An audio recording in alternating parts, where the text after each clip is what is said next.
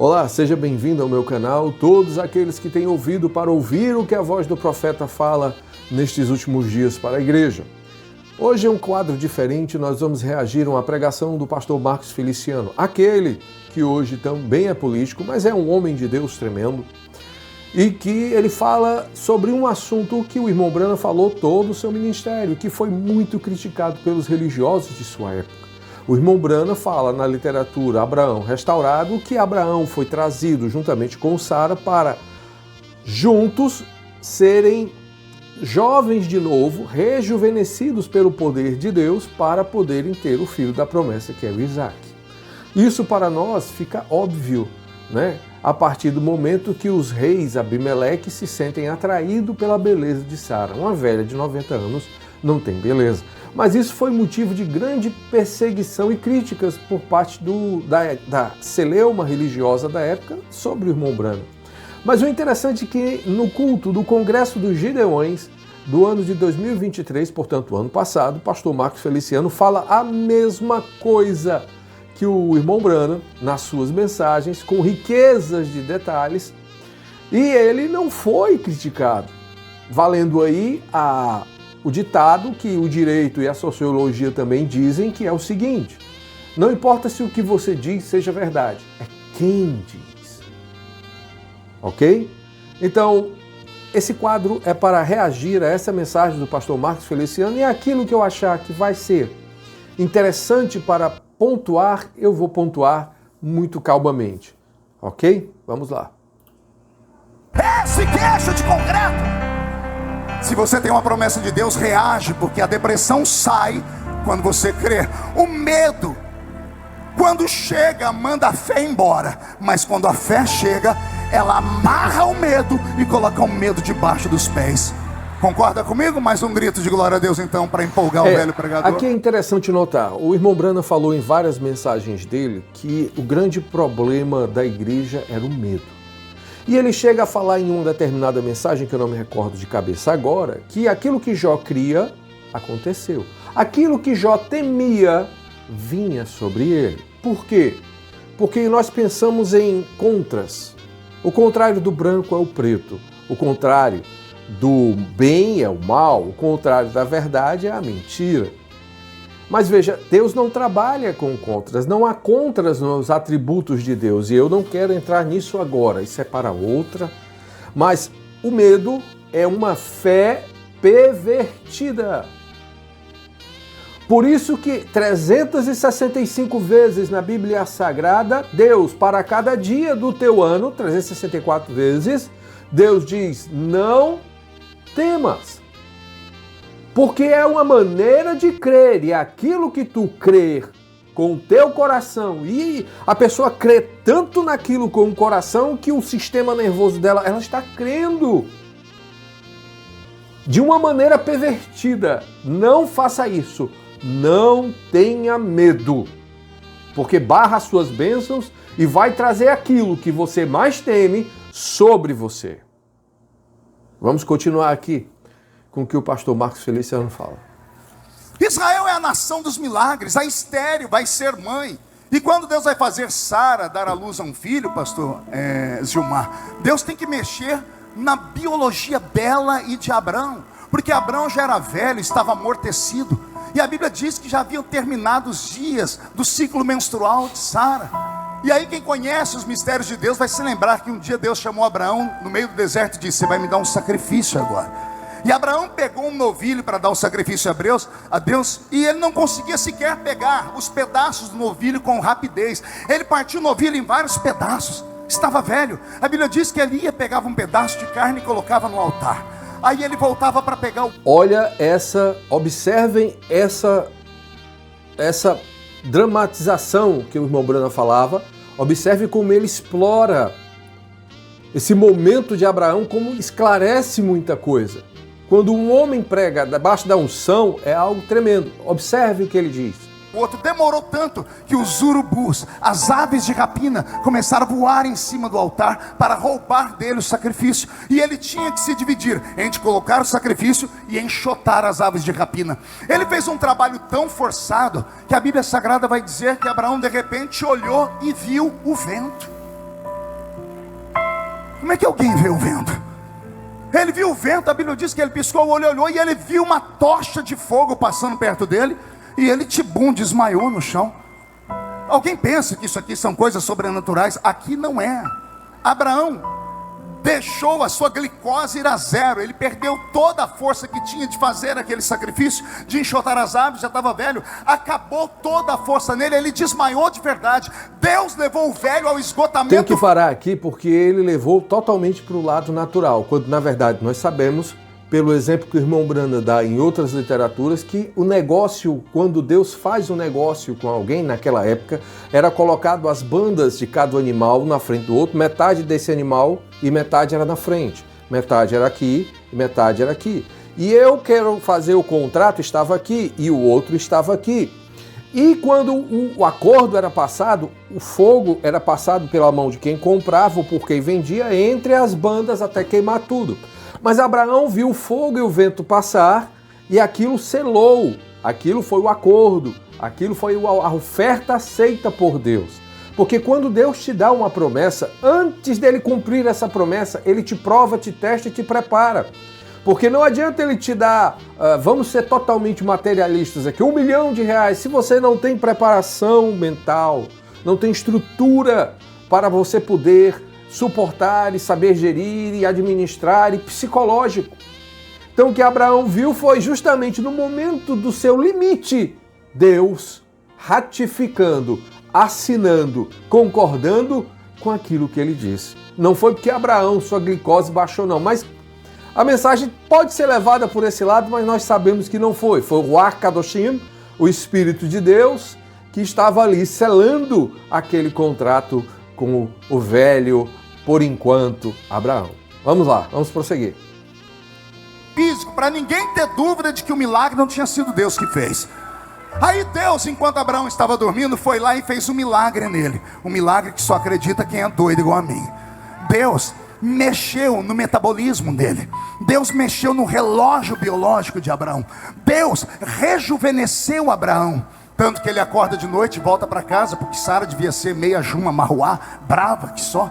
Ele entra na tenda, está ela deitada. Ele vai descobrir a tenda, quando ele olha para o corpo, ele toma um susto. Tem uma moça muito bonita deitada ali. E a moça, quando abre o olho, vê um rapaz muito bonito descobrindo o corpo dela. Imagina a briga. Ela dizendo para ele: se o meu marido te pega aqui, o senhor está perdido. E ele dizendo: se a minha mulher te pega aí, você é que está perdido. O meu marido é Abraão. Ele diz: a minha mulher é Sara. E ele diz: mas eu sou Abraão. E ela: e eu sou Sara. Eu imagino Abraão pedindo licença, levantando a coberta de novo. Mas Sara, eu saí de casa, você tinha 90 anos. Eu chego em casa, você tem 18. Você saiu de casa com 100, meu amor. Você chegou aqui parecendo um garotão de 25. O que aconteceu, Abraão? Eu me encontrei com Deus no meio do caminho. E ele tocou no assunto do nosso filho que vai nascer. Tenho que parar aqui, porque a maneira como ele expõe, a maneira que faz a gente levar muito para o lado espiritual, que nós estamos cansados, velhos nesse mundo, cheio de doenças, com problemas, mas um dia, no nosso momento mais trágico, no nosso limite, no nosso limiar, a trombeta de Deus vai soar. Os anjos serão divididos e nós estaremos aqui, velho, acabado, mazelado, careca, com óculos. Mas quando chegarmos lá, nós estaremos naquele corpo que Abraão esteve. Por isso, ele é o tipo perfeito do nosso pai na fé. Aleluia! E nossas esposas estarão lá, se Deus assim quiser. Porque existe uma parte na Escritura que diz: um será deixado e outro será tomado. Mas eu acredito que a fé do rapto está nestas mensagens, não nas palavras, nos textos, nos livretos, andando com ele debaixo do braço, não. Entenda, a fé do rapto está em viver essas mensagens. É isso que eu acredito. Vamos continuar aqui, vamos ver aqui, que coisa maravilhosa. Filho que vai nascer. Eles se namoram e Sara engravida. Só que antes de nascer o filho, ele sai em lua de mel. Você acha que eu estou mentindo? Lê a Bíblia, capítulo 15, 16, 17 de Gênesis. Ele foi para o Egito passar lua de mel. Quando ele chegou no Egito, ele falou assim para a mulher dele: se alguém perguntar o que você é minha, diz que você é minha. Por quê? Porque há de ser que quem te olhar nessa beleza vai querer tomar você de mim. Quem é que quer cobiçar uma senhora de 90 anos? Fala para mim. Aconteceu algo sobrenatural. A nação de Israel não nasce por vontade humana. Aleluia. Ela nasce por vontade divina. Acredite você ou não, está escrito. Já desse eu estava pregando e falei com as pessoas, não interessa se você acredita ou não. Vou dar um pause aqui, eu não me seguro. Os irmãozinhos tudo assustado. Tem um irmão que está com um olho assim, nunca viu isso na vida antes.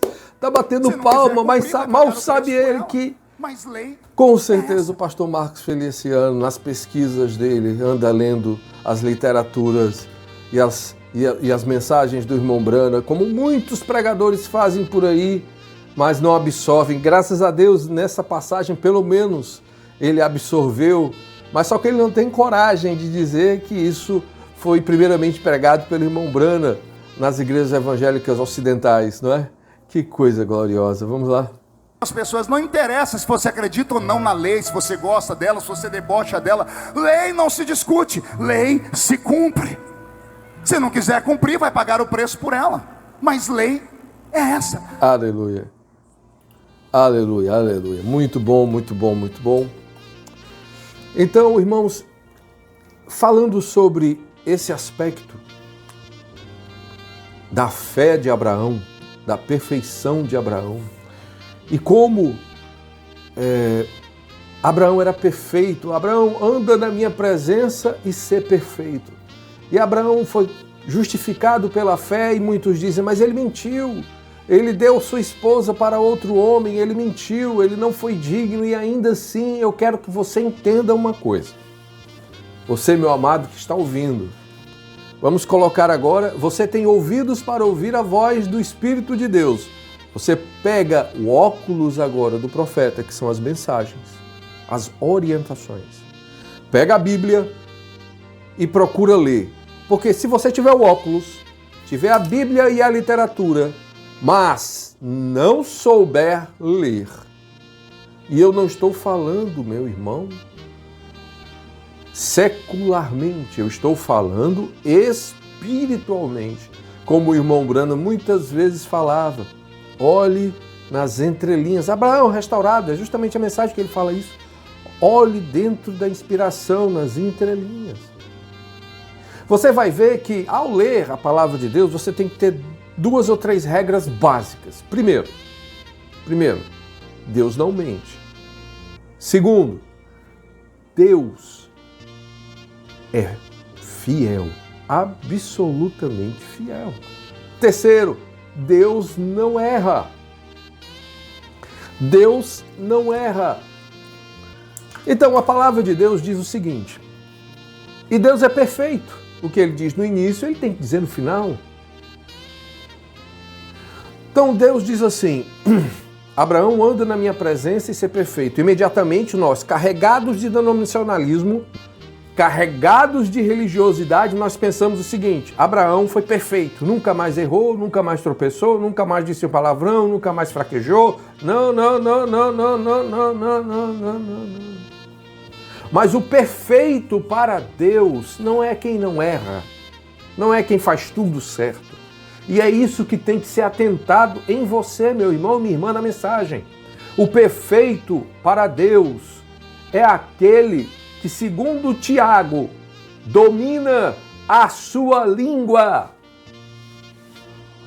Irmão Alexandre, é só isso, é tudo isso. Porque tudo que nós vamos fazer, nós falamos, seja falarmos em atos ou falamos com a nossa boca, profanando ela.